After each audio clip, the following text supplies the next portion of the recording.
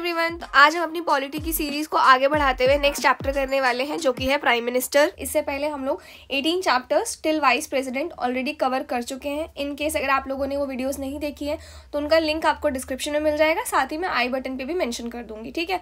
और अगर आप लोग पॉलिटी के साथ साथ इकोनॉमी भी पढ़ना चाहते हो तो वो लेक्चर्स भी अपलोडेड है इसी चैनल पे, इनका लिंक भी आपको डिस्क्रिप्शन में मिल जाएगा, साथ ही मैं आई बटन पे भी मेंशन कर दूंगी। तो अब स्टार्ट करते हैं। स्टार्ट करने से पहले ना आज से मैंने क्या सोचा है, जब भी हम लोग देखो आप लोग 18 चैप्टर्स ऑलरेडी कवर कर चुके हो, राइट। तो अब हम लोग हर चैप्टर करते जाएंगे जैसे जैसे ना एंड में एक तो करेंगे कि सिर्फ 20 से 30 क्वेश्चंस सिर्फ और सिर्फ उसी चैप्टर पे डेडिकेटेड सॉल्व करेंगे, ठीक है। जैसे चैप्टर 19 आज हम लोग कर रहे हैं तो चैप्टर कवर करने के बाद 19 चैप्टर पे मतलब कोशिश करेंगे ज़्यादा से ज़्यादा क्वेश्चंस को सॉल्व कर पाएँ। उसके बाद जब हम लोगों ने चैप्टर 19 पे डेडिकेटेड क्वेश्चन सॉल्व कर लिए हैं, इसके बाद हम लोग लास्ट में क्या करेंगे ना, चैप्टर 1 से लेके चैप्टर 18 या चैप्टर 19 जो हम लोगों ने अभी पढ़े हैं, टोटल 50 क्वेश्चन सॉल्व करेंगे कंबाइंड, इन सारे चैप्टर से कुछ ना कुछ क्वेश्चंस लेके, ठीक है। साथ ही आप लोगों में से जो भी टेलीग्राम चैनल पे ज्वाइंड है उनको पता होगा मैंने आज कुछ क्वेश्चंस आपको भेजे हैं। आज इन द सेंस कल जिस दिन ये वीडियो जाएगी उसी दिन पहले मैंने आपको कुछ क्वेश्चंस भेजे हैं। तो अब हुआ क्या है ना, मैंने ये सोचा है कि 1000 देखो एग्जाम हॉल में 10 से 15 क्वेश्चन सॉल्व करने के लिए आपको मिनिमम 1000 क्वेश्चन यहाँ पे सॉल्व करने ही पड़ेंगे, राइट। अगर आप लोगों ने नहीं किया है ना, ट्रस्ट में बता रही हूँ मैं, आप लोग अपना अटेम्प्ट वेस्ट कर दोगे। और अगर आप लोग नहीं चाहते हो ऐसा तो कम से कम 1000 क्वेश्चन की प्रैक्टिस आप लोग अपनी तरफ से करके चलो हर सब्जेक्ट की, ठीक है। तो इसी वजह से मैं मॉर्निंग में आपको 10 क्वेश्चंस इकोनॉमिक्स के और 10 क्वेश्चंस पॉलिटी के टेलीग्राम चैनल पे डेली भेज दूंगी। मॉर्निंग में 8 बजे आपको मिल जाएंगे वो क्वेश्चंस, आपको करना है। और by the end of the मतलब ऐसा मान लो रात में 10 बजे मैं उनके आंसर्स भी आपको भेज दूंगी। तो सुबह 8 बजे आपको नेक्स्ट क्वेश्चंस मिल जाएंगे और रात में 10 बजे तक आपको उनके आंसर्स मिल जाएंगे।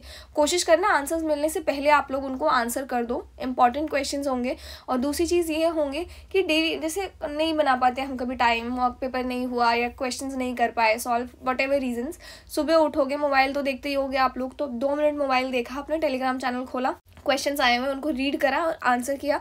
इससे ना आपकी सेल्फ रिवीजन हो जाएगी, ठीक है ना। आपने ज़्यादा टाइम दिया, ब्रश करते करते भी आप उनको सॉल्व कर दोगे तो यह आपके लिए भी इजी रहेगा, ना आपका एक्स्ट्रा टाइम कहीं जाएगा। और मेंटली ना होता क्या है ना, हमें अपने दिमाग को ना इस तरीके से प्रिपेयर करना होता है एग्जाम ओरिएंटेड कि क्वेश्चंस आए आंसर पता होना चाहिए हमें उसका, ठीक है। तो इस तरीके से, तो इसी वजह से वो क्वेश्चंस आपको डेली सुबह मिल जाएंगे टेलीग्राम चैनल पे। इनकेस अगर आप लोगों ने ज्वाइन नहीं किया है तो कर लेना, उसका लिंक आपको डिस्क्रिप्शन में मिल जाएगा। बहुत बातें हो गई हैं, स्टार्ट करते हैं। स्टार्ट करने से पहले लास्ट वीडियो में ना एक गलती हो गई थी मेरे से।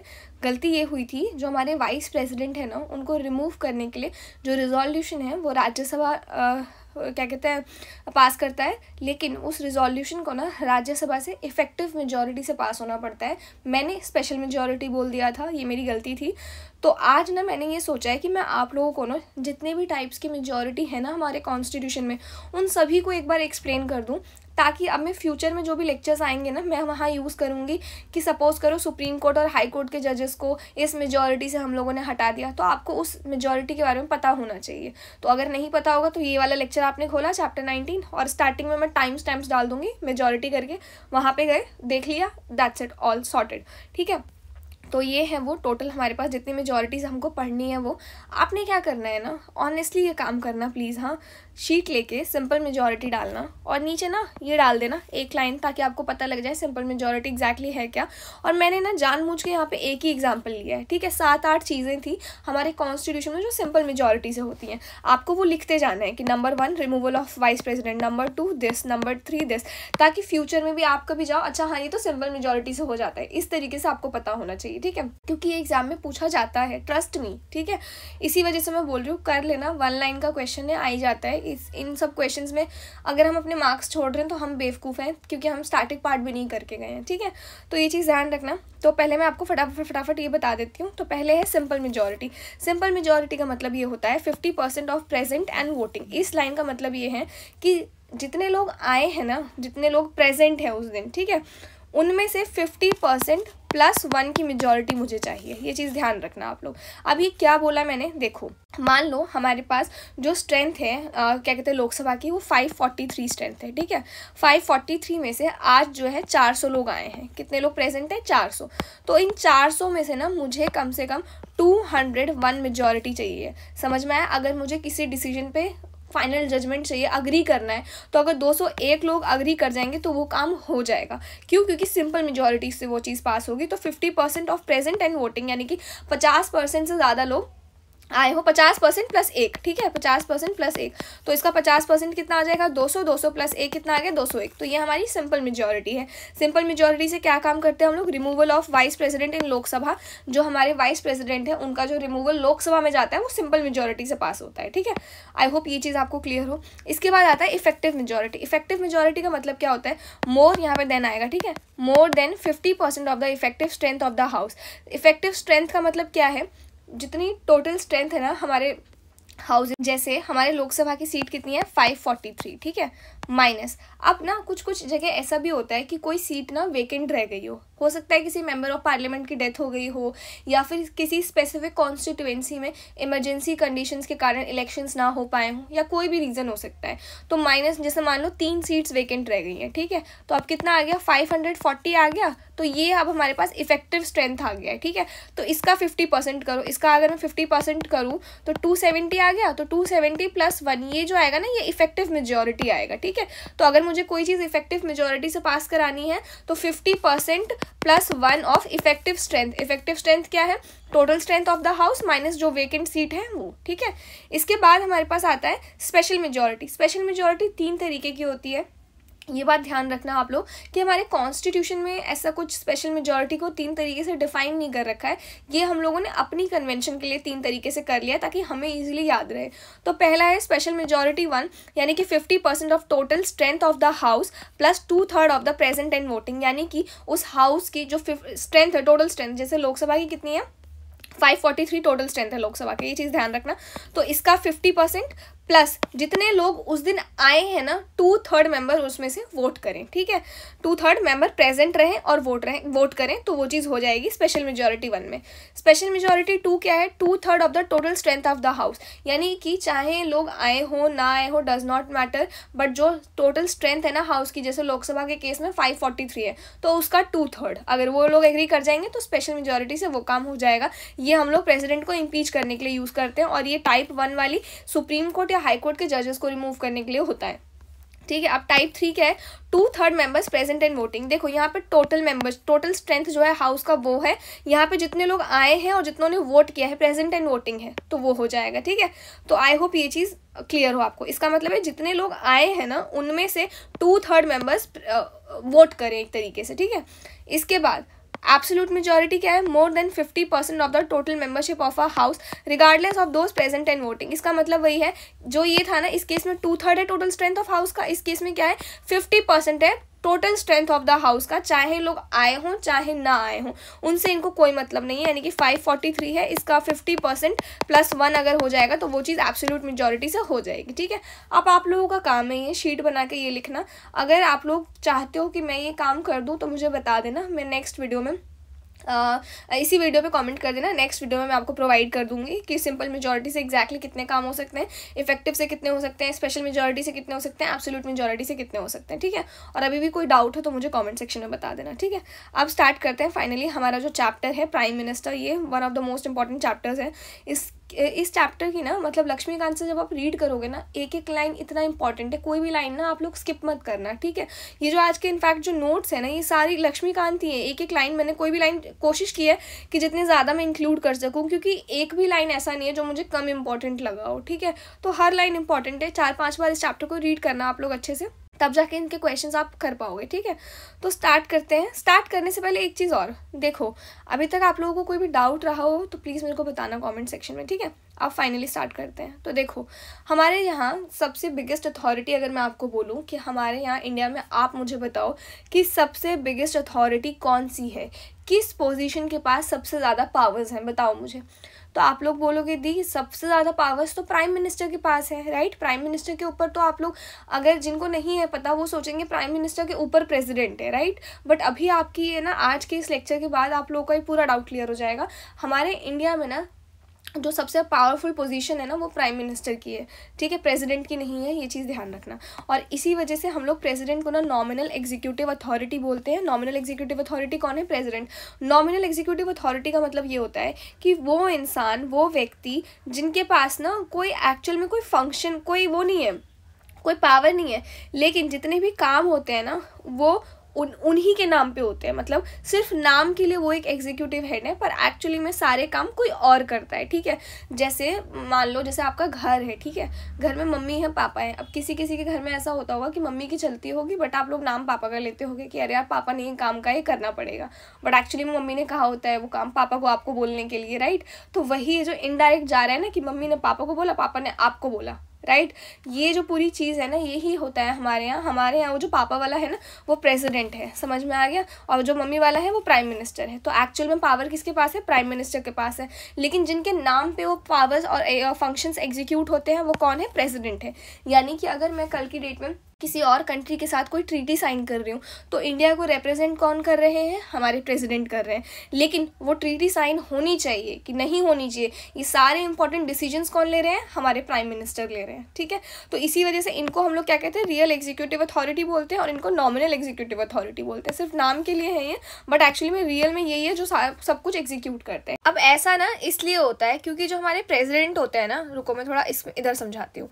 तो हमारे जो प्रेसिडेंट है, सपोज करो ये हमारे प्रेसिडेंट है, तो इनका जो भी काम होता है ना, जो भी फंक्शन आप देखते हो कि प्रेसिडेंट ने आज ये ट्रीटी साइन की है या इस बिल पे अपने साइन की है जिससे वो बिल एक्ट बन गया है, तो बेसिकली जितने भी काम हमारे प्रेसिडेंट करते हैं ना वो प्रेसिडेंट का खुद का डिसीजन नहीं होता है, बल्कि प्रेसिडेंट भी जो है ना काउंसिल ऑफ मिनिस्टर्स की एड एंड एडवाइस पे काम करते हैं। अब ये काउंसिल ऑफ मिनिस्टर्स में कितने मिनिस्टर होते हैं? तो काउंसिल ऑफ मिनिस्टर्स कोई एक्स्ट्रा वो मिनिस्टर्स नहीं है, बल्कि ये जो लोकसभा के मेंबर्स होते हैं ना उन्हीं में से 15% लोगों को काउंसिल ऑफ मिनिस्टर्स चुन लिया जाता है। अब ये जो 15% है ना, जैसे लोकसभा की स्ट्रेंथ हमारी 543 है, ठीक है, 543 का 15% आप निकालो तो 81 के आसपास है। तो 81 मेंबर्स जो है ना ये हमारे काउंसिल्स ऑफ मिनिस्टर्स होंगे, और ये जैसे हमारे प्रेसिडेंट पहले प्राइम मिनिस्टर को इलेक्ट करते हैं कि प्राइम मिनिस्टर बन गए। अब prime minister he in council of ministers के लिए नाम जो है ना प्रेसिडेंट को सजेस्ट करते हैं, और प्रेसिडेंट उन्हीं लोगों को काउंसिल ऑफ मिनिस्टर्स की तरह अपॉइंट कर देते हैं बाद में। और इन काउंसिल ऑफ मिनिस्टर्स के हेड कौन होते हैं? हमारे प्राइम मिनिस्टर, ठीक है। तो बाद में फिर प्रेसिडेंट जो है इन्हीं लोगों के कहने पे अपना सारा काम कंप्लीट करते हैं। लेकिन सिर्फ 2 जगह ऐसी चीज़ है जहाँ पे प्रेसिडेंट काउंसिल ऑफ मिनिस्टर्स की नहीं सुनते हैं, अपनी पर्सनल डिस्क्रिशन यूज़ करते हैं। लेकिन देखो कॉन्स्टिट्यूशन में तो 2 जगह लिखा हुआ है, बट टेक्निकली देखोगे ना तो वो एक ही जगह यूज़ करते हैं, वो मैं अभी आपको आगे समझाऊंगी। अब चलते हैं अपॉइंटमेंट की तरफ कि एग्जैक्टली कैसे हम अपने प्राइम मिनिस्टर को अपॉइंट करते हैं, ठीक है। हाँ, तो अब चलते हैं इसकी तरफ कि एग्जैक्टली किस तरीके से हम लोग अपने प्राइम मिनिस्टर को अपॉइंट करते हैं। तो देखो प्राइम मिनिस्टर को अपॉइंट करने के लिए ना हमारे कॉन्स्टिट्यूशन में कोई भी स्पेसिफिक प्रोविजन नहीं लिखा हुआ है। मतलब कि जैसे हमारे पास प्रेसिडेंट के इलेक्शन लिखे हुए हैं, वाइस प्रेसिडेंट के लिखे हुए हैं, सिमिलरली आप ये सोचो जब हमने कॉन्स्टिट्यूशन में एक लॉ डिफाइन कर दिया कि लॉ एग्जैक्टली किस तरीके से है, किस चीज़ को हम लोग लॉ मानते हैं, राइट। हमने गवर्नमेंट यानी कि स्टेट को डिफाइन कर दिया, मतलब हर छोटी से छोटी चीज़ हमने कॉन्स्टिट्यूशन में डिफाइन कर दी है ताकि लोग अपनी तरफ से अज्यूम करके ना चले, राइट। बट जो हमारे यहाँ सबसे पावरफुल अथॉरिटी है हमारे प्राइम मिनिस्टर जी, हमने उनके इलेक्शन के बारे में कुछ भी डिस्क्राइब नहीं किया है हमारे कॉन्स्टिट्यूशन में। हमारे कॉन्स्टिट्यूशन में सिर्फ आर्टिकल नंबर 75 है जो ये कहता है कि जो हमारे प्रेसिडेंट है ना वो प्राइम मिनिस्टर को क्या करेंगे? अपॉइंट करेंगे। लेकिन इसका मतलब ये नहीं है कि प्रेसिडेंट का मन करेगा किसी को भी प्राइम मिनिस्टर अपॉइंट कर दो तो प्रेसिडेंट किसी को भी प्राइम मिनिस्टर अपॉइंट कर देंगे, ऐसा नहीं होता है, ठीक है। तो अब वो प्रोसीजर एग्जैक्टली है क्या, इसको थोड़ा शॉर्ट में पहले समझते हैं। देखो हमारे कॉन्स्टिट्यूशन में प्राइम मिनिस्टर के इलेक्शन के लिए कुछ नहीं लिखा हुआ है, तो हम लोगों ने क्या किया है ना, एक कन्वेंशन अपना लिया है। वो कन्वेंशन कुछ इस तरीके से अपनाया है हमने ताकि पार्लियामेंट को जब भी हमारा प्राइम मिनिस्टर चुनना हो ना तो उनको कोई तकलीफ ना हो, मतलब एक सिंपल सा प्रोसीजर हो जिसको फॉलो करके हमारे प्राइम मिनिस्टर जी को चुना जा सके, ठीक है। तो वो पूरा प्रोसीजर, वो कन्वेंशन है क्या एग्जैक्टली? तो वो कन्वेंशन ये है, जो भी हमारे लोकसभा में जो भी मेजॉरिटी पार्टी होती है ना उनका जो लीडर होता है ना वो हमारे प्राइम मिनिस्टर बन जाते हैं। क्या बोला मैंने आपको? जैसे लोकसभा में टोटल 543 सीट्स है, राइट। क्या है? 543 सीट्स। अब मेजॉरिटी पार्टी का मतलब ये है कि एक ऐसी पार्टी जिसके पास 50% से ज़्यादा सीट्स हो। किससे ज़्यादा सीट हो? 50% से ज़्यादा। अब लोकसभा की टोटल स्ट्रेंथ है 543, इसमें 50% से ज़्यादा यानी कि 272 सीट्स, यानी कि जिस भी पार्टी के पास 272 सीट्स होंगी ना, उनका जो लीडर होगा ना, और ये लीडर कैसे डिसाइड होता है, वो लोग आपस में डिसाइड करते हैं, फिर जो भी उनका लीडर होगा ना, उनको हमारे प्रेसिडेंट जो है प्राइम मिनिस्टर अपॉइंट कर देंगे। क्लियर है? ईजी था, समझ में आ गया? अब आप बोलोगे हाँ दी हो गया, लेकिन कभी कभी ना ऐसी सिचुएशन भी आती है कि कोई भी पार्टी जो है ना अपनी मेजॉरिटी यानी कि 272 सीट्स जो है ना अपने नाम नहीं कर पाती है। ठीक है, तो अब ऐसे केस में क्या करेंगे हम, अगर कोई भी पार्टी अपनी मेजॉरिटी प्रूफ नहीं कर पाई तो ऐसे केस में हम क्या करते हैं, जो भी लार्जेस्ट पार्टी होती है ना, लार्जेस्ट पार्टी का मतलब ये है कि उनके पास 272 सीट्स नहीं है, मतलब कि मेजॉरिटी नहीं प्रूफ कर पाए हैं वो, लेकिन सबसे ज़्यादा सीट्स उन्हीं के पास है। जैसे फॉर एग्जांपल 104 सीट है, जो सबसे ज़्यादा सीट है किसी भी पार्टी के पास। समझ में आ गया? 104 सीट से ज़्यादा किसी भी पार्टी के पास सीट्स नहीं है, सबसे ज़्यादा सीट 104 है, बट ये मेजॉरिटी मार्क से क्या है, नीचे है, मेजॉरिटी से नीचे है। तो ऐसे केस में पार्टीज क्या करती है ना, कोलिएशन बना लेती है। कोलिएशन का मतलब ये है आपस में मिलजुल जाती है, गठबंधन बना लेती है। समझ में आया? तो फिर उनका जो लीडर होता है ना, उनको हमारे प्रेसिडेंट प्राइम मिनिस्टर बना देते हैं। ठीक है, अगर मेजॉरिटी नहीं है तो लार्जेस्ट पार्टी के लीडर को या फिर कोलिएशन पार्टी के लीडर को हमारे प्रेसिडेंट प्राइम मिनिस्टर बना देंगे। ठीक है, अब दूसरी चीज़, अब आप कहोगे हाँ दी ग्रेट, ठीक है। अब अगर मैं आपसे यहाँ पे क्वेश्चन पूछूं कि अगर कोई मेंबर लोकसभा और राज्यसभा का मेंबर नहीं है, कोई इंसान है जो लोकसभा का भी मेंबर नहीं है और राज्यसभा का भी मेंबर नहीं है, तो क्या वो प्राइम मिनिस्टर बन सकते हैं? सोचो। तो अभी तक मैंने आपको जो समझाया है, अगर आपने उतना सुना है तो आप बोलोगे नहीं दी बिल्कुल नहीं बन सकते हैं, क्योंकि आपने बताया है कि प्राइम मिनिस्टर वही बन सकता है जो लोकसभा में अपनी मेजॉरिटी प्रूफ कर दे। राइट, मेजॉरिटी पार्टी का जो भी लीडर होगा वही हमारे प्राइम मिनिस्टर बनेंगे। तो टेक्निकली तो नहीं बन सकते, बट बन सकते हैं। क्यों बन सकते हैं, मैं आपको सारा रीज़न बताती हूँ। तो हमारे प्राइम मिनिस्टर बनने के ना दो सिनेरियो हैं। एक तो सिनेरियो मैं आपको ऑलरेडी एक्सप्लेन कर दिया कि या तो मेजॉरिटी पार्टी हो, या तो लार्जेस्ट पार्टी हो, या तो कोलिएशन हो। ठीक है, ये तीन केस निपट गए। ठीक है, हो गया। लेकिन अब एक सिनेरियो ऐसा भी आता है कि हमारे ना जो ये प्राइम मिनिस्टर है, मान लो उनकी सडनली डेथ हो जाए। ठीक है, और जो मेजॉरिटी पार्टी है उन्होंने अपना कोई ऐसे सक्सेसर नहीं चूज़ कर रखा है, कोई लीडर नहीं चूज़ कर रखा है कि इनके जाने के बाद ये बन जाएंगे तुरंत। समझ में आया? तो उस केस में क्या होगा, उस केस में जो हमारे प्रेसिडेंट है ना, वो किसी को भी अपनी पर्सनल डिस्क्रिशन यूज़ करके किसी को भी प्राइम मिनिस्टर बना सकते हैं। क्लियर है? तो यहाँ इस केस में आप बोलोगे कि हाँ प्रेसिडेंट ने अपने मन की है, काउंसिल ऑफ मिनिस्टर्स की बात नहीं सुनी है। समझ में आ गया? तो प्रेसिडेंट यहाँ पे अपने मन से किसी को भी प्राइम मिनिस्टर बना सकते हैं। लेकिन मान लो प्रेसिडेंट ने किसी ऐसे इंसान को प्राइम मिनिस्टर बना दिया है जो ना ही लोकसभा का मेंबर है, ना ही राज्यसभा का मेंबर है, फिर उस इंसान को ना 6 महीने के अंदर लोकसभा या राज्यसभा किसी भी हाउस का मेंबर बनना पड़ेगा और लोकसभा में अपनी मेजॉरिटी को प्रूव करना पड़ेगा। याद रखना, कितने टाइम के अंदर? 6 महीने के अंदर। जैसे वो मेंबर बन जाएगा ना लोकसभा का या राज्यसभा का, फिर मेंबर बनने के 1 महीने के अंदर उसको लोकसभा में अपनी मेजॉरिटी प्रूव करनी होगी। ये चीज़ ध्यान रखना। और वैसे मेंबर कब तक बनना पड़ेगा? मेंबर उसको 6 महीने के अंदर बनना पड़ेगा। सिमिलरली अगर कोई राज्यसभा का मेंबर है तो उसको क्या करना पड़ेगा, लोकसभा के अंदर अपनी majority with in a month prove करनी पड़ेगी। ठीक है, तो अगर मैं आपको एग्जांपल दूँ ना इस चीज़ का, तो 2004 का जो इलेक्शन हुआ था ना, उसमें जो हमारे डॉक्टर मनमोहन सिंह जी थे, वो प्राइम मिनिस्टर बनने के बाद उन्होंने लोकसभा में अपनी मेजॉरिटी प्रूव की थी। उन्हें राज्यसभा का मेंबर होने के बावजूद लोकसभा का सपोर्ट लेना काफ़ी ज़्यादा ज़रूरी था। होता क्या है ना, मैं आपको ये पूरा चीज़ अभी अच्छे से एक्सप्लेन करूँगी कि क्यों लोकसभा इतना इंपॉर्टेंट है, क्यों उनको अपनी मेजॉरिटी प्रूव करनी पड़ती है, कॉन्फिडेंस लेना पड़ता है, क्यों ये सारा काम करना पड़ता है। ठीक है, बट फिलहाल आप ये समझ जाओ कि जो हमारे प्राइम मिनिस्टर बनने के लिए मेजॉरिटी पार्टी का लीडर या लार्जेस्ट पार्टी का लीडर या फिर कोलिएशन पार्टी का लीडर, ठीक है, या फिर अगर कोई इंसान क्या कहते हैं वो नहीं है, लोकसभा या राज्यसभा का मेंबर नहीं है, तो वो भी प्रेसिडेंट बन सकता है। लेकिन अगर कोई इंसान राज्यसभा का मेंबर है वो भी प्रेसिडेंट बन सकता है। तो ये लास्ट के ये जो दोनों केसेस मैंने आपको बताए, इन दोनों ही केसेस में प्राइम मिनिस्टर बनने के बाद, प्रेसिडेंट बोल दिया ना मैंने, प्राइम मिनिस्टर बन सकता है। प्राइम मिनिस्टर बनने के बाद उनको अपनी मेजॉरिटी को लोकसभा के अंदर प्रूव करनी पड़ेगी, और अगर नहीं कर पाए with in a time frame तो फिर क्या करना पड़ेगा, उनको अपनी प्राइम मिनिस्टर की पोजीशन से रिजाइन करना पड़ेगा। आई होप ये चीज़ आपको क्लियर हो। अब इसको वर्ड बाय वर्ड रीड करते हैं और इसको थोड़ा अच्छे से एक बार और समझते हैं। ठीक है, तो क्या बताया मैंने, हमारे कॉन्स्टिट्यूशन में, our constitution does not contain any specific procedure for the selection and appointment of the prime minister, ठीक है। आर्टिकल नंबर 75 क्या कहता है, it states that the prime minister shall be appointed by a president, ठीक है, यानी कि हमारे प्राइम मिनिस्टर को कौन अपॉइंट करते हैं, हमारे president. Then however this does not imply that the president is free to appoint anyone as the prime minister. इसका मतलब ये बिल्कुल भी नहीं है कि प्रेसिडेंट का जिसका मन करेगा मतलब प्रेसिडेंट का मन करेगा किसी को भी प्राइम मिनिस्टर बनाने का तो वो उनको बना देंगे, नहीं, बिल्कुल भी नहीं। So, in accordance with the conventions of the parliamentary system of government, the president has to appoint the leader of the majority party in Lok Sabha as the prime minister.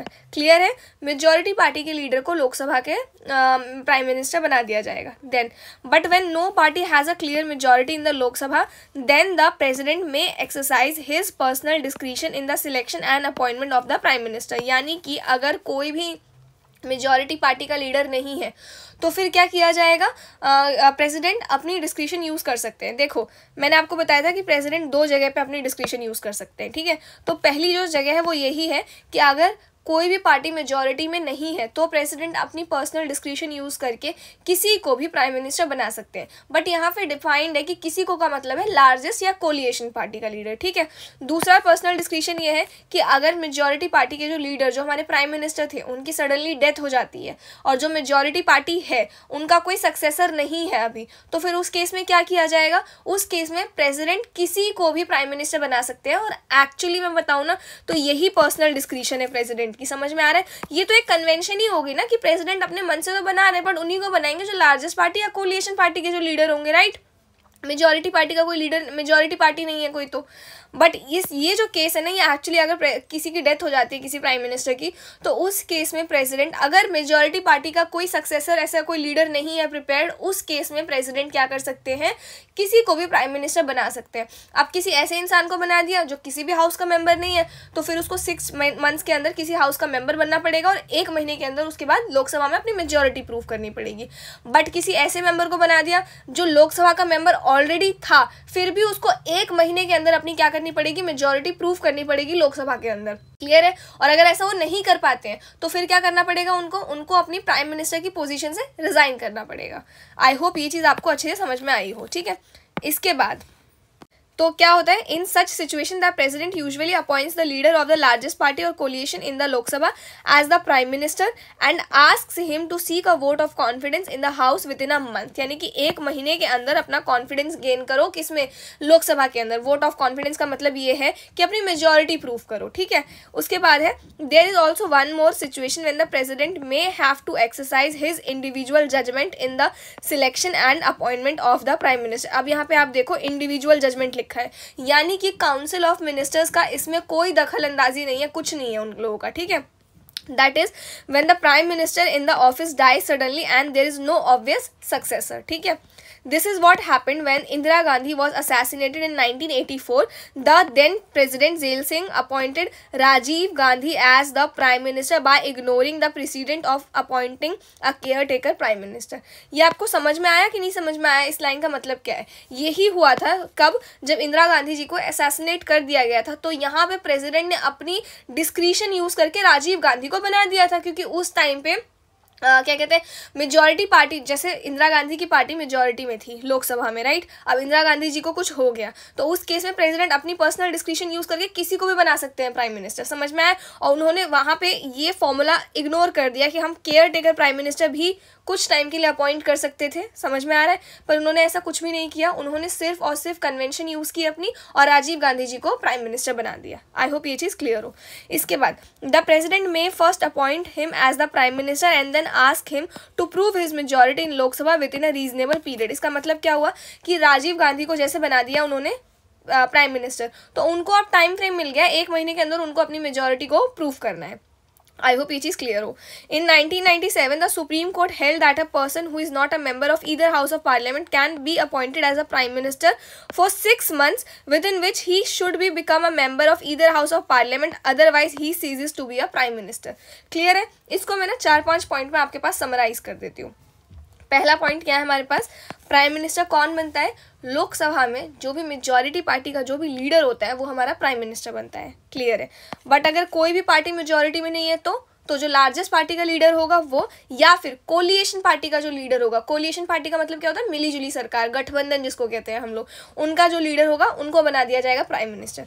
Third case क्या है, third case ये है कि अगर हमारे जो president prime minister है उनकी सडनली डेथ हो जाए, और कोई अगर सडनली डेथ हो गई तो प्रेसिडेंट क्या करते हैं, जो मेजॉरिटी पार्टी का जो अगर उन्होंने कोई लीडर चुन लिया तो उसी को बना देंगे दोबारा प्राइम मिनिस्टर, और अगर कोई लीडर नहीं चुना है तो फिर किसी को भी बना सकते हैं। ठीक है, मान लो कोई लीडर चुन लिया है उन्होंने, तब प्रेसिडेंट अगर उनको प्राइम मिनिस्टर बनाते हैं तो उनको भी अपनी मेजॉरिटी लोकसभा में 1 महीने के अंदर प्रूव करनी होगी। ठीक है, और मान लो किसी ऐसे को बना दिया जो ना ही लोकसभा का मेंबर है ना ही राज्यसभा का मेंबर है, तो उस केस में क्या होता है, 6 महीने के अंदर उनको किसी एक हाउस का मेंबर बनना पड़ेगा, और उसके बाद 1 महीने के अंदर उनको लोकसभा में अपनी मेजॉरिटी प्रूव करनी पड़ेगी। समझ में आ गया। अब ये तो हो गई सारी अपॉइंटमेंट वाली बात कि एग्जैक्टली अपॉइंट क्यों करते हैं। अब आपका क्वेश्चन ये होगा कि लोकसभा में क्यों मेजॉरिटी प्रूफ करनी होगी, क्या है ऐसा कनेक्शन। देखो, जैसा मैंने आपको बताया, ये हमारे प्रेसिडेंट है। प्रेसिडेंट ना कोई भी काम जो है ना अपने मन से नहीं करते हैं। अगर आप कोई भी स्टेटमेंट कहीं भी पढ़ते हो ना कि प्रेसिडेंट हैज़ अपॉइंटेड, जैसे प्रेसिडेंट जो है यूपीएससी के चेयरमैन और काफ़ी सारे जजेस, चीफ जस्टिस, इन सबको अपॉइंट करते हैं, ये आपको पता होगा, राइट।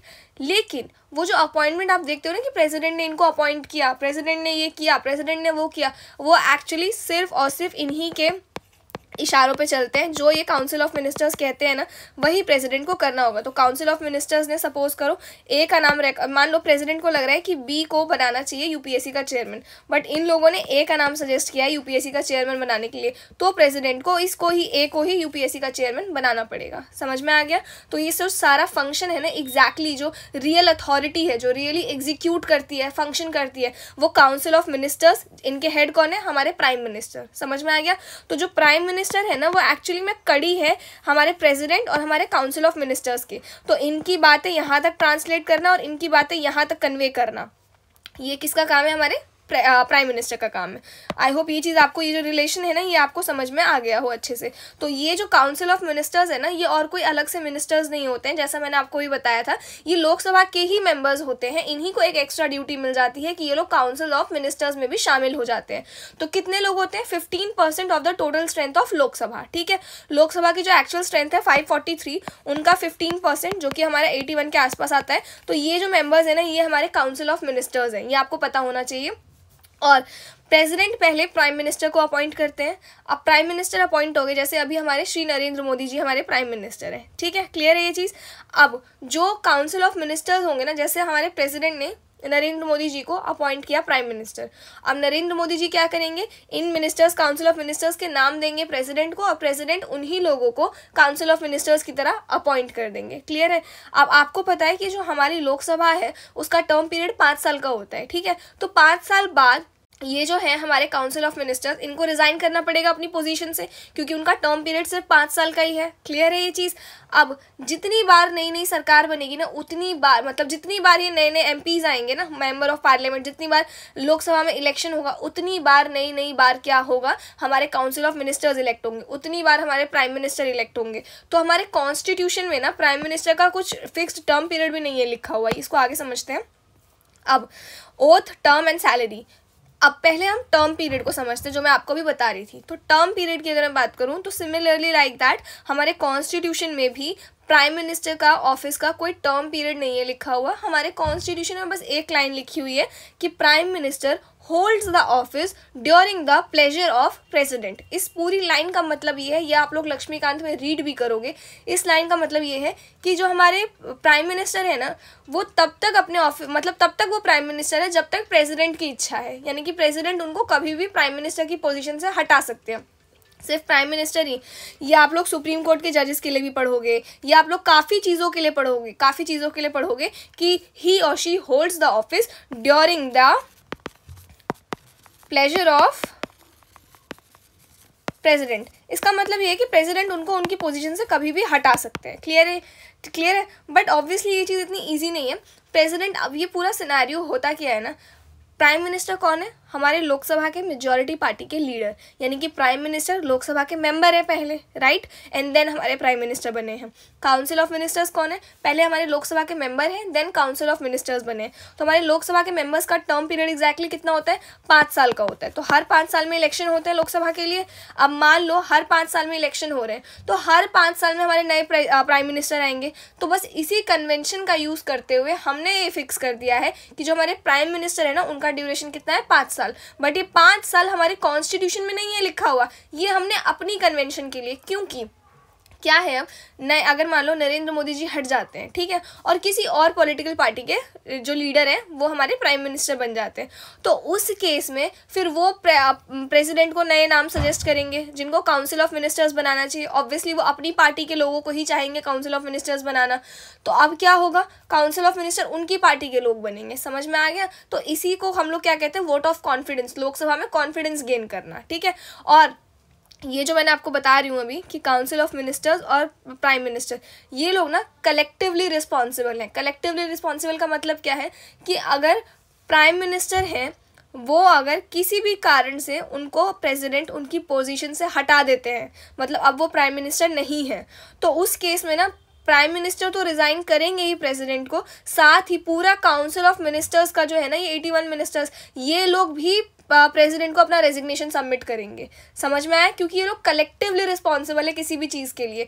ऐसा नहीं है कि हमारे प्राइम मिनिस्टर रिज़ाइन कर देंगे तो काउंसिल ऑफ मिनिस्टर्स काम करते रहेंगे, बिल्कुल भी नहीं। सिमिलरली काउंसिल ऑफ मिनिस्टर्स जो है, मतलब अगर प्राइम मिनिस्टर और काउंसिल ऑफ मिनिस्टर्स ये दोनों आपस में जुड़े हुए हैं, कलेक्टिवली रिस्पॉन्सिबल हैं, तो इसी वजह से जब जब हमारे प्राइम मिनिस्टर हटते हैं हर 5 साल में, तो ये पूरा जो काउंसिल ऑफ मिनिस्टर्स है ये भी हट जाते हैं। फिर 5 साल में इलेक्शन होता है, नए प्राइम मिनिस्टर आते हैं, नए काउंसिल ऑफ मिनिस्टर्स की बनती है।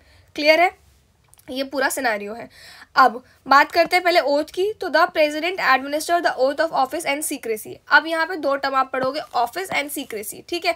यानी कि हमारे जो प्राइम मिनिस्टर है ना, उनको ना जो भी, देखो प्राइम मिनिस्टर है वो, राइट, तो वो उनके पास काफ़ी ज़्यादा कॉन्फिडेंशियल इन्फॉर्मेशन भी होगी, काफ़ी ज़्यादा ऐसी इन्फॉर्मेशन भी होगी जो अगर वो प्राइम मिनिस्टर नहीं रहते हैं, अब प्राइम मिनिस्टर नहीं है अब वो, तो अब वो अगर वो उस पोजीशन पे नहीं है तो बाद में हो सकता है ना वो कुछ भी बोल सकते हैं कि ऐसा होता था जब मैं प्राइम मिनिस्टर था, ये काम मैंने किए हैं, ऐसा ऐसा किया है मैंने।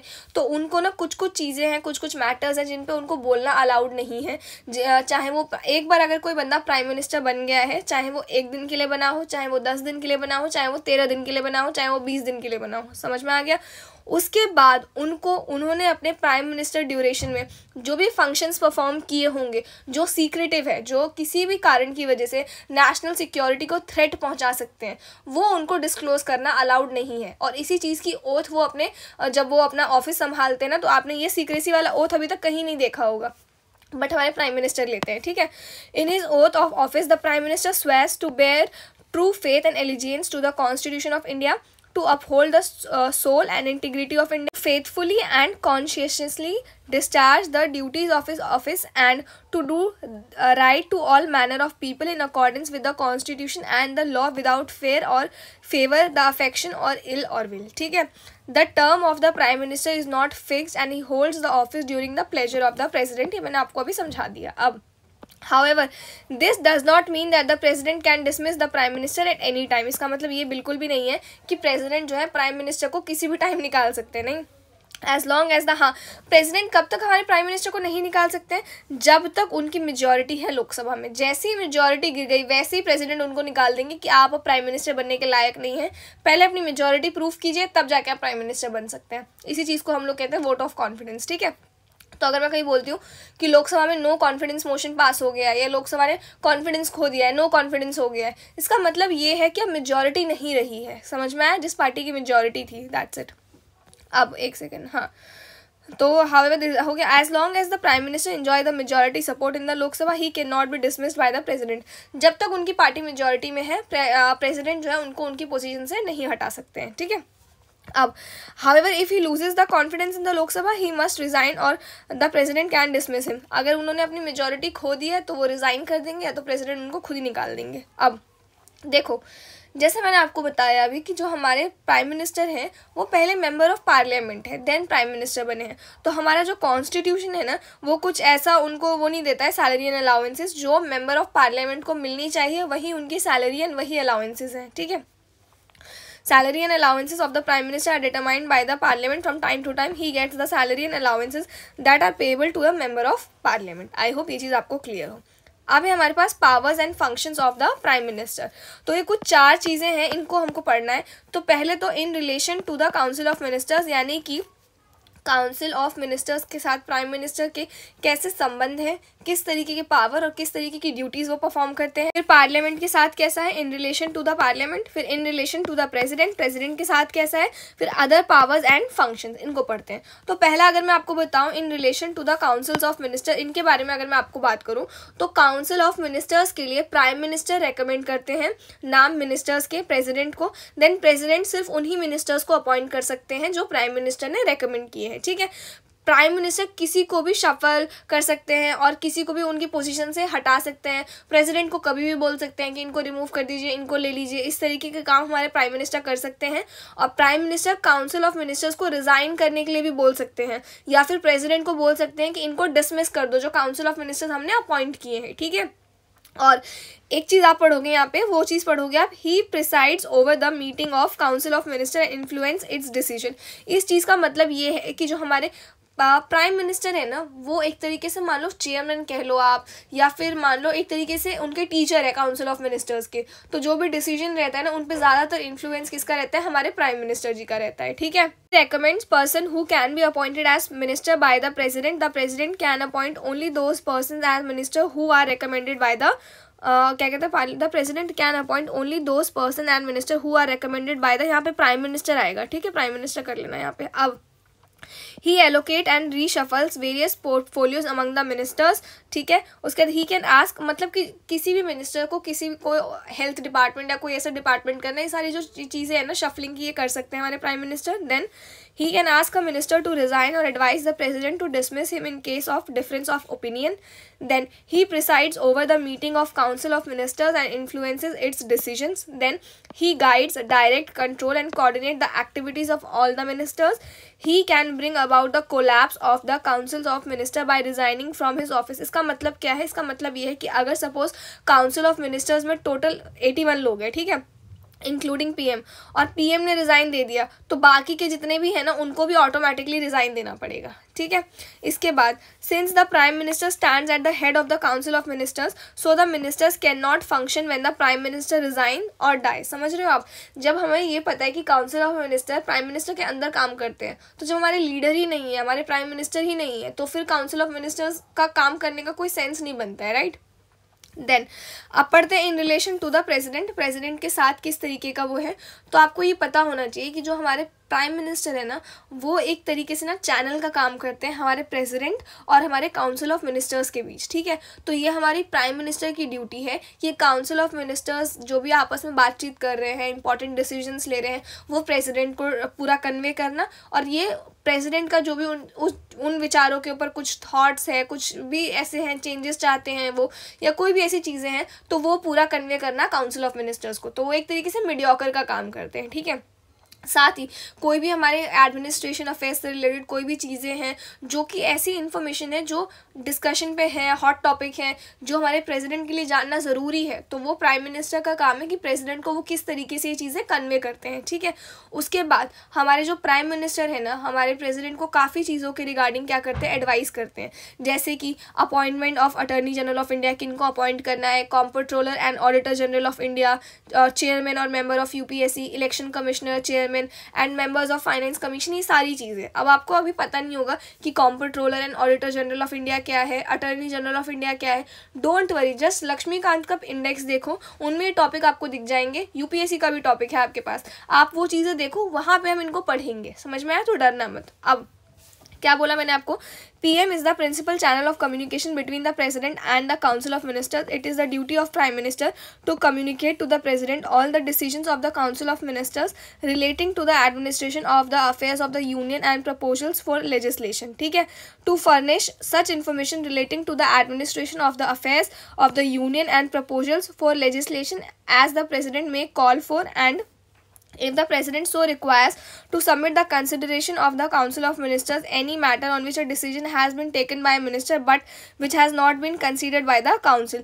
यानी कि अगर देखो, मैं आपको एक चीज़ और बताती हूँ, कई बार ऐसा होता है ना कि जो हमारे काउंसिल ऑफ मिनिस्टर्स की कुछ चीज़ें होती हैं, कुछ एडवाइसेस होते हैं, तो ऐसा नहीं है कि प्रेसिडेंट आंख बंद करके वो बातें मान लेंगे. कुछ कुछ चीज़ों पे ना प्रेसिडेंट रिकन्सिडरेशन के लिए बोल सकते हैं कि इस चीज़ को दोबारा कंसीडर करो, लेकिन मैक्सिमम एक बार, दो बार, तीसरी बार जब वो चीज़ आती है वापस सेम, तो फिर प्रेसिडेंट को वही करना पड़ता है. समझ में आ गया? ऐसा नहीं है कि प्रेसिडेंट अपनी मनवा सकते हैं कि नहीं इसको ऐसा ऐसा ऐसा करो, बिल्कुल भी नहीं. प्रेसिडेंट एक बार चेंजेस के लिए बोल सकते हैं, दो बार मैक्सिमम, पर तीसरी बार भी अगर वही चीज़ आ रही है तो प्रेसिडेंट को वो काम करना पड़ेगा. ये जो स्टेटमेंट मैंने आपको बोला ना, एक से दो बार, तीसरी बार उनको करना पड़ेगा. ये एग्जैक्ट स्टेटमेंट हमारे पार्लियामेंट वाले चैप्टर में या पढ़ोगे अभी. ठीक है, इसके बाद क्या है, he advises the president with regard to the appointment of important officials like attorney general of India, comptroller, auditor general of India. इसके बाद ये स्पेलिंग यहाँ पे गलत हो गई है. इसके बाद ये लक्ष्मीकांत से आप लोग देखोगे कॉम्पट्रोलर होगा.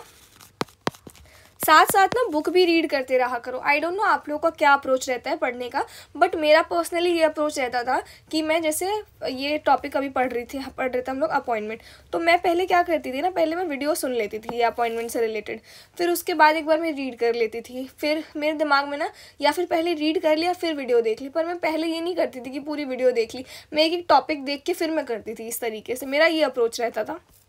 अब मतलब मेरे को ये चाहिए कि जब मैं सुन रही हूँ ना, समझ रही हूँ, तो मेरे को सामने मेरी किताब खुली हुई चाहिए. मेरे को ये रहता था, और मैं नोट्स बनाऊँ ना बनाऊँ, मैं उसी बुक में ही साइड बाय साइड में लिखती रहती थी.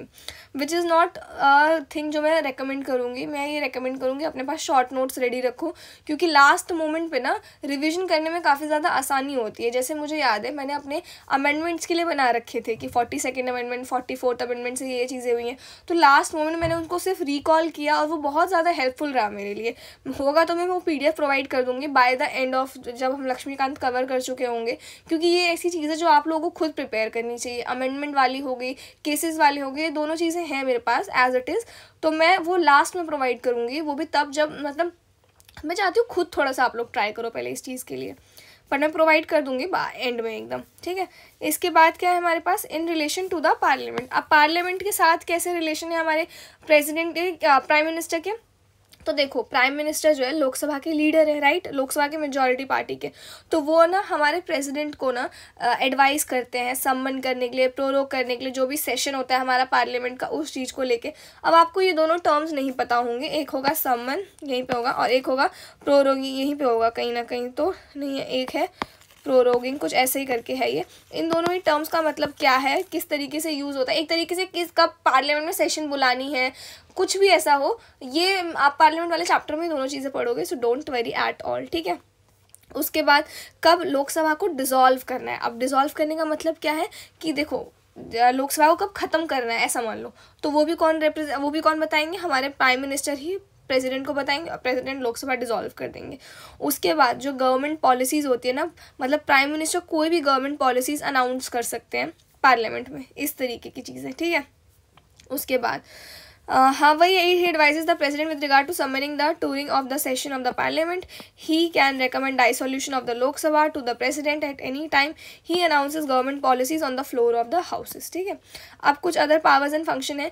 ही is the chairman of NITI आयोग नेशनल. और ये जो टॉपिक है ना, ये फॉर ग्रांटेड मत ले लेना, ये PYQ है ये कि जो हमारे प्राइम मिनिस्टर हैं वो कौन सी बॉडीज़ के चेयरमैन हैं.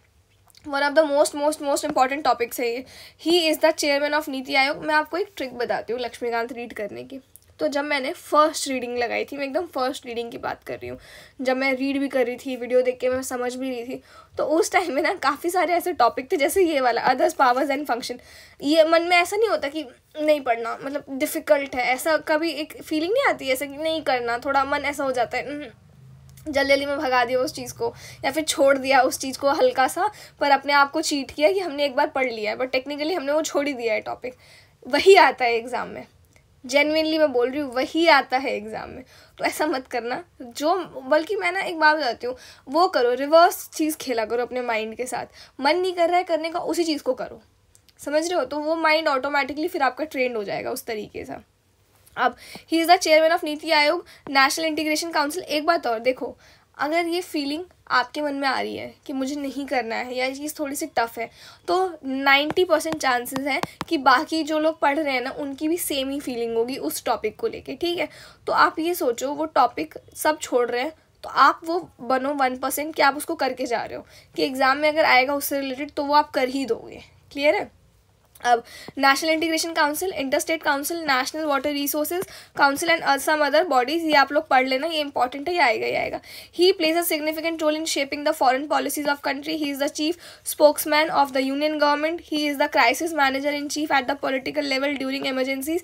As a leader of the nation, he meets various sections of people in different states and receives memo from them regarding their problems and so on. He is the leader of the party in power. He is the political head of the services. I hope ये चीज़ आपको clear हो। इसी वजह से हमारे जो doctor Bhimrao Ambedkar थे ना, उन्होंने ये कहा था, if any functionary under our constitution is to be compared with the US president, he is the prime minister and not the president of the union. यानी कि जो प्रेसिडेंट की पावर्स एंड फंक्शन है ना यूएस में, वो हमारे यहाँ प्राइम मिनिस्टर्स की पावर एंड फंक्शन है, ठीक है, ना ही प्रेसिडेंट की। ये चीज़ ध्यान रखना। और एक चीज़, आई थिंक लास्ट वीडियो में मैं आपको जब समझा रही थी ना कुछ वो वाइस प्रेसिडेंट का टर्म पीरियड यूएस के और इंडिया से कुछ ऐसे समझा रही थी, तो वहाँ मैंने आई थिंक यूएस के प्रेसिडेंट का टर्म पीरियड 5 साल बोल दिया था, बट एक्चुअली में 4 साल होता है, ठीक है? ये चीज़ ध्यान रखना। या आप में से ही किसी ने मुझे कमेंट में बताया था। अब कहाँ गए हम? हाँ, रिलेशनशिप विद द प्रेसिडेंट। अब यहाँ पे क्या है ये चीज़, अब हम मतलब एक तरीके से प्राइम मिनिस्टर और प्रेसिडेंट के बीच का रिलेशन पढ़ रहे हैं। ये 3 आर्टिकल्स हैं, article number 74, article number 75, article number 78। ये तीनों ही आर्टिकल्स आप अभी समझ लो अच्छे से, क्योंकि इन तीनों ही आर्टिकल्स का जिक्र जो है ना chapter number 20 central council of ministers में होने वाला है। तो वहाँ मैं सिर्फ 3 आर्टिकल बता दूंगी, आर्टिकल 74, 75, 78। उनको डिटेल में नहीं समझाऊंगी, वो मैं यहीं पर समझा दे रही हूँ आपको, ठीक है?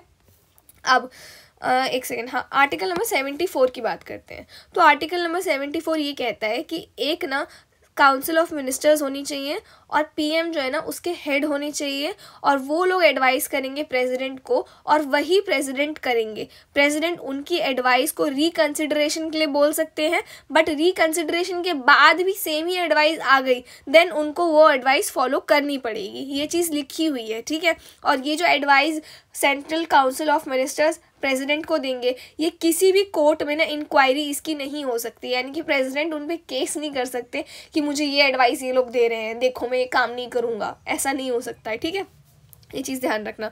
तो आर्टिकल नंबर 74 क्या कह रहा है? There shall be a council of ministers with the prime minister at the head of it. ये 8, ये गलत कुछ लिख दिया है मैंने यहाँ पे, पर इसका मतलब आप समझ गए ना कि प्राइम मिनिस्टर उसके क्या होंगे? हेड होंगे। PM should be head of it, ये गलत है। And advises the president who shall in the exercise of the function act in accordance with such advice. President को वही एडवाइस फॉलो करनी पड़ेगी जो सेंट्रल काउंसिल ऑफ मिनिस्टर्स देंगे। However the president may require the council of ministers to reconsider such advice and the president shall act in accordance with the advice tender after such reconsideration. यानी कि बोल सकते हो उनको reconsider करने के लिए, और अगर वो रिकंसिडरेशन के बाद भी सेम एडवाइस आ रही है तब उनको वो फॉलो ही करनी पड़ेगी। ये चीज़ ध्यान रखना यहाँ पे, ये बहुत इंपॉर्टेंट पॉइंट है। अब आर्टिकल नंबर 75 क्या कह रहा है? The prime minister shall be appointed by the president and other minister shall be appointed by the president on the advice of the prime minister. ये मैंने आपको ऑलरेडी बता दिया। The minister shall hold the office during the pleasure of the president, यही मैंने आपको बता दिया। The council of minister shall be collectively responsible to the house of people, ये भी मैंने आपको बता दिया, ठीक है? अब देखो मैं आपको एक चीज़ बताती हूँ, जब तक प्रेसिडेंट की विल है ना, बस तब तक मिनिस्टर्स को हटाया नहीं जाएगा। लेकिन ये सिर्फ एक कन्वेंशन है, कहने की बात है।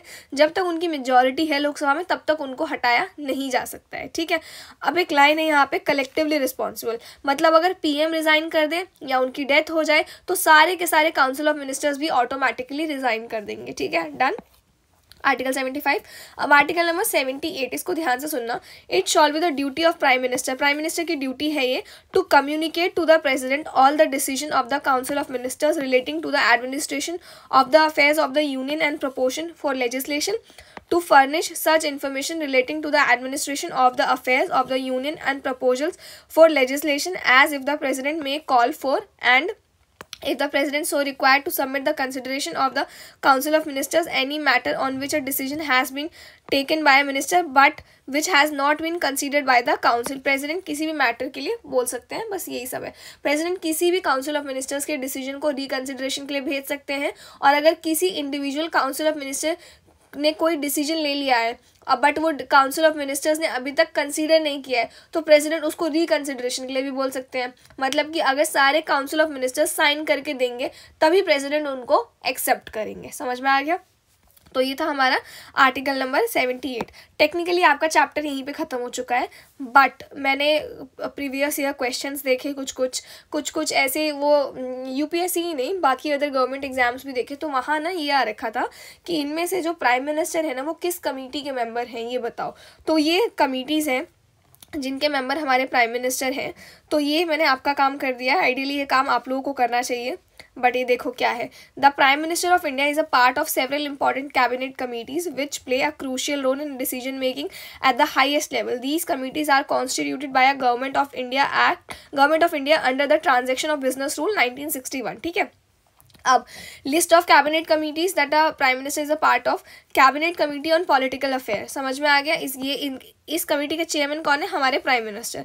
उसके बाद है कैबिनेट कमेटी ऑन सिक्योरिटी. ठीक है, इसके भी चेयरमैन कौन है? हमारे प्राइम मिनिस्टर. फिर है cabinet committee on economic affairs, इसके भी कौन है? हमारे प्राइम मिनिस्टर. देन है cabinet committee on parliamentary affairs chaired by the home minister. PM is a member but does not chair this committee. ये अब ये कुछ एक्सेप्शन आ गया, ये आपको पता होना चाहिए कि इसके चेयरमैन जो है कुछ कमिटीज आ जाएंगी और ऊपर आ जाएगा कि प्रेसिडेंट प्राइम मिनिस्टर सभी के चेयरमैन है. समझ में आ गया? तो आपको वो 1-2 स्टेटमेंट्स वो करना होगा कि किस कमेटी के चेयरमैन है किसके नहीं है, इस तरीके से. अब cabinet committee on employment and skill development, इसके भी हैं. इसके बाद है cabinet committee on investment and growth, इसके भी हैं. Then cabinet committee on accommodation chaired by home minister. PM is a member but does not chair this committee. Then है हमारे पास cabinet committee on corporate affairs if constituted as a separate committee. ये भी prime minister ही वो करते हैं chair if operational at the time. अब the prime minister is the chairperson of most major committees, cabinet committees, specially those related to security, economy and governance. ये important line है, ये पूछी जा चुकी है तो आपको ही पता होना चाहिए. Some committees like the cabinet committee on accommodation and parliamentary affairs are chaired by other ministers but PM is usually a member. Clear है? Not a big thing. अब आता है अच्छा हाँ, ये भी तो किया है मैंने. यहाँ पे देखो मैं आपको बताती हूँ एक्चुअली है क्या. ठीक है, तो हमारे प्रधानमंत्री श्री नरेंद्र मोदी जी को मिला के टोटल हमारे पास अभी तक 18 प्राइम मिनिस्टर्स रह चुके हैं. 17 और 18. क्लियर है? I am not sure about the number 17 है या 18 है. ठीक है, अब है क्या, ये टोटल उनकी लिस्ट है जो भी हमारे प्राइम मिनिस्टर रह चुके हैं. फर्स्ट जवाहरलाल नेहरू जी, सेकंड गुलजारी लाल नंदा जी, ये सिर्फ 13 डेज़ के लिए थे. तो आपको क्या करना है ना, आपको ना ये मैं ये नहीं कह रही इसको रटो बैठ के, बट जस्ट ना मैंने ना कुछ एग्जाम्स देखे, नॉट यूपीएससी, किसी और एग्जाम्स में ये आया हुआ था कि राज्यसभा के पहले ऐसे कौन से प्रधानमंत्री थे जो राज्यसभा के मेंबर थे. एग्जैक्टली ये क्वेश्चन था. उसके बाद एक था कि सबसे यंग प्राइम मिनिस्टर कौन से थे. तो कुछ ही इसी तरीके के बहुत सारे मैंने एग्जाम्स में क्वेश्चन देखे जो आपके ना जो स्टेट लेवल पे पब्लिक सर्विस एग्जाम होते हैं ना, पब्लिक सर्विस कमीशन वाले एग्जाम, जैसे कि उत्तर प्रदेश या बिहार पब्लिक सर्विस कमीशन, ऐसे उनमें ये मोस्टली मैंने देखे जो आ रखे थे. तो इसीलिए ना आपको क्या करना है, मैं ये नहीं कह रही टेबल रटो बैठ के, बट जस्ट देखो Jawaharlal Nehru longest serving prime minister है. ठीक है, उसके बाद Gulzari Lal Nanda shortest serving prime minister है फर्स्ट टर्म के लिए, शॉर्टेस्ट सर्विंग सेकेंड टर्म के लिए. उसके बाद Rajiv Gandhi ji youngest prime minister है एट द एज ऑफ 40. तो ये कुछ एक्सेप्शनल चीज़ें हैं जो आपको पता होनी चाहिए. सिमिलरली फर्स्ट प्राइम मिनिस्टर जो कि लोकसभा के मेंबर नहीं थे, लाल बहादुर शास्त्री जी राज्यसभा के मेंबर्स थे. 1 साल 216 डेज इन्होंने सर्व किया, आईएनसी की तरफ से थे. फिर एक क्वेश्चन ये भी था कि ऐसे कौन से प्राइम मिनिस्टर थे, फर्स्ट प्राइम मिनिस्टर बताओ जो कि इंडियन नेशनल कांग्रेस के नहीं थे, इंडियन दूसरी पॉलिटिकल पार्टी के थे. तो ये थे मोरारजी देसाई जी, ये दूसरी पॉलिटिकल पार्टी, इससे पहले सारे कांग्रेस वाले ही थे जो प्राइम मिनिस्टर बनते आ रहे थे। क्लियर है ये चीज़? तो ये इस तरीके के कुछ क्वेश्चंस बनते जा रहे थे, इसी वजह से मैंने ये सोचा कि एक चार्ट प्रिपेयर कर देती हूँ ताकि आप लोगों के पास पूरा ये ब्रीफ रहे, तो एग्जैक्टली ये पता रहेगा, ये सारी चीज़ें मतलब पता रहेंगी, ठीक है, कि फर्स्ट कौन थे, लास्ट कौन थे, नरेंद्र मोदी जी से पहले तो मनमोहन सिंह जी राज्यसभा के मेंबर थे, वो भी कितने टाइम के उन्होंने सर्व किया, कौन सी पॉलिटिकल पार्टी के थे। तो ये एक रटो मत एक दिन में बैठ के, बट एक शीट बना के सामने दीवार पे लगा लो, जहाँ भी ब्रश करते हो वहाँ लगा दो, जहाँ 2 मिनट टाइम स्पेंड करते हो, बालकनी में खड़े होते हो वहाँ पे लगा दो, या फिर मतलब जैसे होता है ना रोज़मर्रा फ्रिज से पानी पीने के लिए फ्रिज खोलते हैं वहाँ पर चिपका दो ताकि दिख जाए बस वो चीज़ें। क्लियर है? तो इस तरीके से कुछ कुछ रखो, हैबिट में लेके आओ ये सारी चीज़ें, तो आपको ये याद हो जाएंगी, ठीक है। अब जो मोस्ट इंपॉर्टेंट पार्ट जिस चीज़ के लिए मैं बहुत ज़्यादा एक्साइटेड थी, अब मैं जेन्युइनली मैं यही करने वाली हूँ, क्योंकि मेरा एम पता है क्या है, मेरा एम ये है कि कोई क्वेश्चन आए ना तो आप लोग उसको छोड़ के ना आओ, स्पेशली जो सब्जेक्ट मैं पढ़ा रही हूँ उस चीज़ को लेके। तो मेरा काफ़ी ज़्यादा मैं इस चीज़ को लेके पम्प्ड अप हूँ कि मैं ना एटलीस्ट आप लोगों के 1000 क्वेश्चंस मैं प्रैक्टिस करा दूँ। तो इसी वजह से मैंने यही सोचा है कि टेलीग्राम चैनल पे डेली आपको 10 question from economy, 10 question from polity, further कोई सब्जेक्ट पढ़ेंगे उसके भी 10 क्वेश्चन डाल दूंगी मैं। पर मैं नहीं चाहती कि 50-50 क्वेश्चन एक दिन में डालूँ, मैं चाहती हूँ कि 10 से 20 के बीच में क्वेश्चन रहे per day, max to max 20 और मिनिमम 10 क्वेश्चन इस तरीके से डालूँ। कंपलसरी नहीं है कि 10 पॉलिटी 10 इकोनॉमी, 5 भी डाल सकती हूँ, बट मिनिमम 10 क्वेश्चन में डालूँ, मेरा ये मन है, ताकि आप जब मॉर्निंग में ब्रश करने जाओ ना तो उनको खड़े खड़े बस आंसर कर दो, मेरा ये वो है। क्लियर है? मैं नहीं चाहती कि स्पेशली आप लोग टाइम निकालो उसको करने के लिए, क्योंकि फिर वो नहीं हो पाता है, बाद के लिए उसको टालते रहते हैं हम, ठीक है। इस वजह से दूसरी चीज़ है, जब हम लेक्चर पढ़ रहे होते हैं ना तो बहुत अच्छे स्टेट ऑफ माइंड में होते हैं। अभी आप लोगों का हो रहा होगा कि आप लोग कर रहे होगे, राइट, वो पेस आप लोगों ने पकड़ लिया होगा, तो उसी पेस में मैं चाहती हूँ आप लोग ये क्वेश्चन सॉल्व कर लो, तो आप लोग उस चीज़ के हैबिचुअल हो जाओगे। इसीलिए मैंने एक तो ये तो इंक्लूड किया ही किया है चैप्टर 19, साथ ही ना मैंने देखो ये भी इंक्लूड कर दिया है चैप्टर 1 से लेके 18 या 19 जो भी हमने पढ़ लिए चैप्टर 19 तक कवर किए मैंने, तो उनके प्रैक्टिस क्वेश्चन ये आई थिंक 50 के आसपास क्वेश्चन है, देख लेते हैं इनको, 50 के आसपास, हाँ, तो 44 क्वेश्चन हैं। तो इनको भी आप लोग कोशिश करना कि ये लेक्चर जब देख रहे हो तो अब अटेंड कर, इन क्वेश्चंस को अटेम्प्ट करना, और डेली करते जाओगे ना तो ट्रस्ट मी कब आप लोग इतने प्रो हो जाओगे ना कि क्वेश्चन का आंसर करने लग जाओगे, आपको भी नहीं पता चलेगा, देखना, ठीक है। तो इसको स्टार्ट करते हैं। स्टार्ट करने से पहले, मेरे आंसर बताने से पहले आप लोग कोशिश करना कि आप लोग उसका आंसर थोड़ा जल्दी कर पाओ। क्लियर है? तो ऑनेस्टी रखना अपने साथ, ठीक है। तो क्या है पहला question, according to article 75 who appoints prime minister of India. हमने पहले ही देख लिया था कौन करते हैं अपॉइंट, हमारे प्रेसिडेंट करते हैं अपॉइंट, राइट। इसके बाद which of the following statements is incorrect regarding the appointment of the prime minister. The president must appoint the leader of the majority party in the Lok Sabha. Absolutely correct as PM, ये ठीक है हमारा। दूसरा, a person who is not a member of either house can become a PM, ये भी मैंने आपको बताया, ये भी ठीक है। उसके बाद है the PM must be a member of Rajya Sabha और लोकसभा। अब ये क्या कर रहा है, एक तरीके से वो बता रहा है कि पीएम जो है ना, जो जब प्राइम मिनिस्टर बन गए हैं तो वो लोकसभा या राज्यसभा के मेंबर होने चाहिए। अब अगर मैंने ये स्टेटमेंट अभी तक नहीं पढ़ी है तो मैं यहाँ पे ये देखूँ prime minister must be a member, मैं इस तरीके से भी सोच सकती हूँ कि नहीं, पहले पीएम बन सकते हैं, वो हो सकता है किसी भी हाउस के मेंबर नहीं हो, तो ऐसा कंपल्शन नहीं है, 6 महीने तक तो वो किसी भी हाउस के मेंबर नहीं हो तब भी चलेगा। तो ये स्टेटमेंट आई मैं होल्ड पे डाल देती हूँ, ठीक है। नेक्स्ट क्या है, the prime ministers term is fixed at 5 years। अब देखो यहाँ गड़बड़ होगी कि प्राइम मिनिस्टर का टर्म जो है 5 साल फिक्स नहीं है, राइट। तो option number D is the right answer. तो इस तरीके से आपको आंसर करना है। नेक्स्ट है, if a person is appointed as prime minister but is not a member of parliament, within how many months must they get elected to either house. अब इसका आंसर बताओ मुझे, मैंने आपको बताया था 6 महीने के अंदर उनको, अगर वो किसी भी हाउस के मेंबर नहीं है तो उनको 6 महीने के अंदर मेंबर बनना पड़ेगा, और मेंबर बनने के बाद 1 महीने के अंदर लोकसभा के अंदर अपनी मेजॉरिटी को प्रूव करना पड़ेगा। नेक्स्ट है हमारे पास, which of the following situations can lead to the removal of the prime minister. इनमें से क्या हो सकता है जिसकी वजह से प्राइम मिनिस्टर को उनकी पोजीशन से हटना पड़े। क्या है, if the president withdraw support from the PM. पहली चीज़, क्वेश्चन ध्यान से सुनो, अगर प्रेसिडेंट अपना सपोर्ट विड्रॉ कर ले पीएम, तो प्रेसिडेंट तो सपोर्ट करते ही नहीं है पीएम बनने के लिए। क्लियर है? अगर प्रेसिडेंट ने अपनी पर्सनल डिस्क्रिशन यूज़ करके किसी को पीएम बनाया भी है, ठीक है, तो बाद में उसको नहीं हटा सकते कि नहीं अब मेरी तुमसे लड़ाई हो गई, अब तुम्हें मैं पीएम के पद से हटा दूंगा। नहीं, जब तक उनकी पार्टी मेजॉरिटी में है उनको नहीं हटाया जा सकता है। Then, if the Lok Sabha passes a no confidence motion against the councils of ministers, यानी कि क्या बोला कि अगर लोकसभा में नो कॉन्फिडेंस मोशन पास हो जाए काउंसिल ऑफ मिनिस्टर्स के अगेंस्ट, तो काउंसिल ऑफ मिनिस्टर्स क्या करेंगे, अपना कॉन्फिडेंस खो देंगे और इस केस में क्या हो जाएगा, प्राइम मिनिस्टर को उनकी पोजीशन से हटा दिया जाएगा. Option number B is the absolutely right answer. ठीक है. If the Rajya Sabha rejects the budget, नहीं. If the speaker of Lok Sabha resigns, इन दोनों ही टर्म का उससे कोई लेना देना है नहीं. Next, the prime minister is often referred to as, prime minister को हम किस तरीके से रेफर करते हैं, ceremonial head of the state, नहीं. Head of the government, yes. ये अगर आपको याद हो प्रेसिडेंट वाला चैप्टर मैंने आपको वही बताया था कि जो हमारे हेड ऑफ द स्टेट होते हैं is president, head of the government is prime minister. Option number B is the right answer.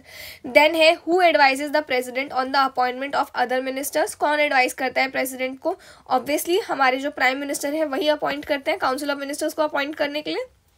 Then, the Prime Minister does not have which of the following powers, इनमें से कौन सी powers हैं जो हमारे prime minister के पास नहीं होती हैं. To preside over cabinet meetings, obviously हाँ है. Prime minister is the chairman की तरह, देखो chairman is not a right word to describe this, पर आप पावर समझ जाओ. चेयरमैन कहने का मतलब ये है मेरा कि प्राइम मिनिस्टर ही है जो लीडर होता है काउंसिल ऑफ मिनिस्टर्स के, समझ में आ गया. तो कैबिनेट की जब मीटिंग होती है तो उसको चेयर कौन करते हैं, हमारे प्राइम मिनिस्टर. ठीक है. तो option number A is the right answer.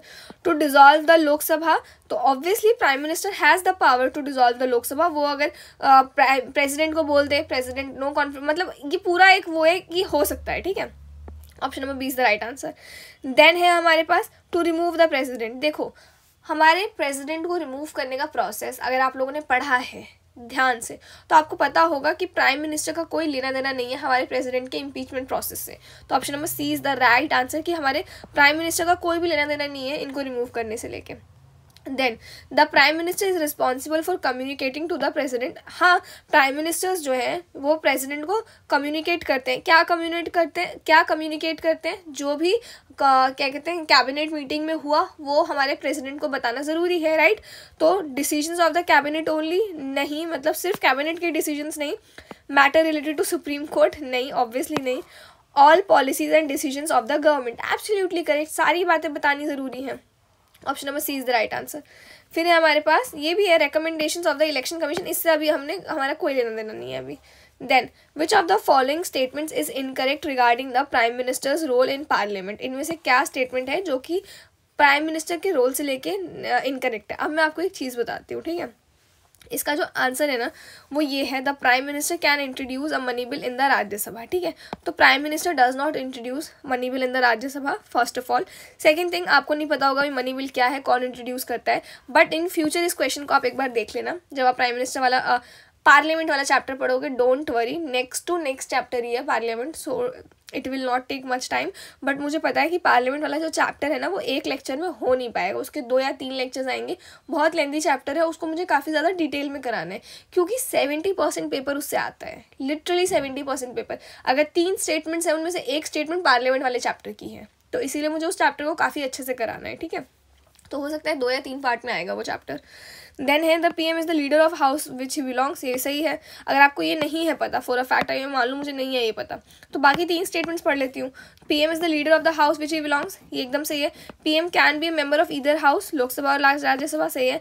PM recommends the dissolution of the Lok Sabha, ये भी ठीक है. तो ऑप्शन नंबर ए जो है हमारा यही बच गया, incorrect. Option number A is the right answer. Then prime minister act as a link between, prime minister जो है किन दोनों के बीच का लिंक होते हैं, किसको जोड़ने का काम करते हैं, तो प्रेसिडेंट और काउंसिल ऑफ मिनिस्टर्स. कहाँ दिख रहा है ये रहा, सी. ठीक है.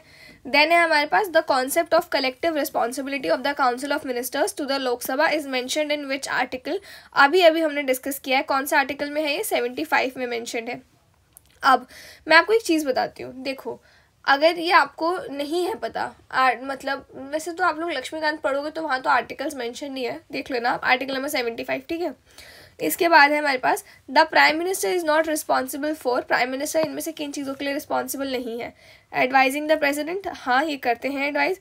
एडमिनिस्ट्रिंग यूनियन टेरिटरीज, और उसके बाद क्या, कोऑर्डिनेटिंग अमंग डिफरेंट मिनिस्ट्रीज, ये भी है.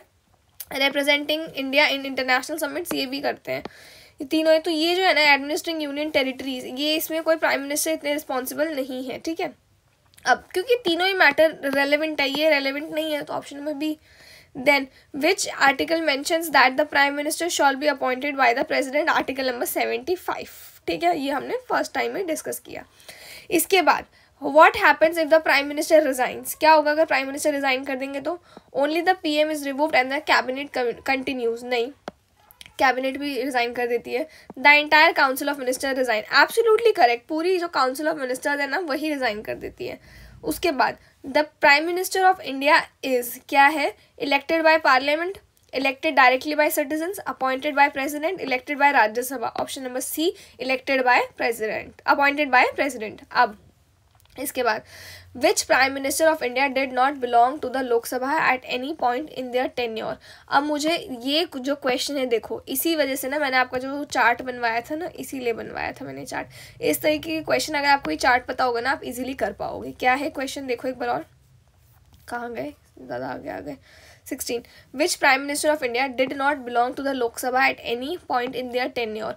कभी भी ऐसा हुआ हो कि वो अपनी पूरी लाइफ टाइम में लोकसभा के पार्ट जो है लोकसभा से बिलोंग नहीं करते हो, तो ये आप इन ऑप्शंस में से आपको बताना है which is the right answer, ठीक है। टेबल देखना और इसका आंसर मुझे बताना कमेंट में। देन है who was the youngest prime minister of India, ये मैंने उसी टेबल में लिखा है, बताना मुझे इसका आंसर। फिर है which prime minister serve the shortest tenure in Indian history, इसका भी बताना मुझे। The first non Congress prime minister of India was, इसका भी बताना मुझे। इसके बाद which of the following is incorrect regarding the prime minister's power, इनमें से क्या है वो? The prime minister can advise the president to dissolve the Lok Sabha, एकदम सही है। इसके बाद the president can remove a governor, the prime minister, पता नहीं क्यों मैं इसको प्रेसिडेंट पढ़ रही हूँ, आई एम रियली सॉरी।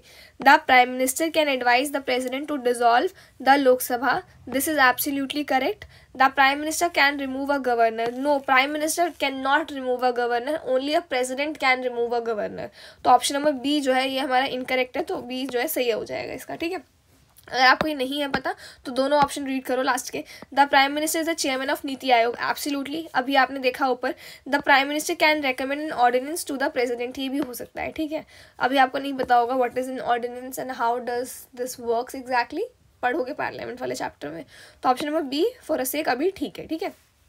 अब उसके बाद है हमारे पे कुछ चैप्टर 1 से लेके चैप्टर 19 तक, ये कुछ प्रैक्टिस क्वेश्चंस हैं, इनको करते हैं, ठीक है। बट इनको ना मैं नेक्स्ट वीडियो में कराती हूँ तो ये जो है ना चैप्टर, ये उसको नेक्स्ट लेक्चर में करते हैं, क्योंकि आज का लेक्चर आई थिंक काफ़ी बड़ा हो गया, 1 घंटे के आसपास का पहुंच गया है ये।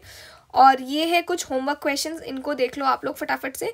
इसके बाद नेक्स्ट वीडियो जो होगी ना, आई प्रॉमिस पक्का 44 जो ये क्वेश्चंस है ना इनको मैं कराऊंगी, और नेक्स्ट वीडियो से ना जो भी पॉलिटी के लेक्चर्स आएंगे ना उन सब में मैं इंक्लूड करती जाऊंगी क्वेश्चन। जैसे नेक्स्ट चैप्टर 20 होगा तो चैप्टर 1 to 20 क्वेश्चन इंक्लूड कर लूँगी, देन 21 होगा तो 1 to 21 चैप्टर्स इंक्लूड कर लूँगी। तो इस तरीके से ना आपके ना 1000 क्वेश्चन का जो मेरा एम है ना आपको कराना, वो कंप्लीट हो जाएगा। और ट्रस्ट में अगर आप ये कर लोगे ना, लिटरली मैं बता रही हूँ, आप कोई भी क्वेश्चन अटेम्प्ट कर पाओगे इजीली, ठीक है। Make sure to answer this question in comment section, जिसका ठीक होगा ना मैं उसका पिन कर दूंगी, ठीक है। The prime minister's resignation results in the dissolution of the council of ministers because of which constitutional principle, इसका आंसर बताना आप लोग मुझे। देन है which of the following statements about the prime minister's position is correct, इसका answer बताना। Then है if the ruling party does not have an absolute majority in the Lok Sabha the prime minister is usually from, ये बताना। उसके बाद विच among the following is not a function of the prime minister, इनमें से कौन सा है। Who was the first prime minister of India to lose a vote of confidence in the Lok Sabha, इसका भी बताना मुझे आप, ठीक है। थोड़ा सा ना इसको ना वो करना, गूगल करना इस वाले क्वेश्चन को, इसीलिए मैंने ऐड किया है, क्योंकि जब मैंने देखा ना कि बाकी एग्जाम्स में कुछ इस तरीके के क्वेश्चन बन रहे थे, जो ये 20 क्वेश्चन हमने सॉल्व किए, उनमें जो आपको लास्ट 5 क्वेश्चन दिखे हैं ना कि कौन से सबसे यंगेस्ट थे, नॉन कांग्रेस के कौन से प्राइम मिनिस्टर थे पहले, ये सारे क्वेश्चन जो है 16 से लेके 19 तक के। तो फिर मैंने लास्ट में ये क्वेश्चन का आइडिया आया मेरे दिमाग में, तो मैंने कहा चलो थोड़ा सा ना इसको करके देखते हैं। तो इसीलिए ना आप लोग मुझे इसका आंसर मुझे बताना आप लोग, ठीक है, कमेंट सेक्शन में। और ये नोट्स आपको टेलीग्राम चैनल पे मिल जाएंगे। मैं पूरी कोशिश कर रही हूँ कि मैं कर सकूँ, बट तबीयत बिल्कुल भी ठीक नहीं है मेरी, बट डोंट वरी, मैं कोशिश पूरी कर रही हूँ कि मैं PT 365 कर दूँ अब अपलोड, क्योंकि बहुत लेट हो गया। मुझे लास्ट मंथ ही करना था बट नहीं हो पाया। बट PT 365 एंड इकोनॉमी, और PT 365 में इसी महीने आपके सारे सब्जेक्ट्स के कवर करा दूंगी। मैंने उसमें प्रैक्टिस क्वेश्चंस भी इंक्लूड किए हैं। मैंने पूरी कोशिश की है कि मैं जितना अच्छे से हो सके ना उतना अच्छे से कराऊँ। एंड उसके बाद हम लोग क्या करते जाएंगे, मंथली मैगजीन्स में मैं स्टार्ट कराऊंगी फॉर श्योर।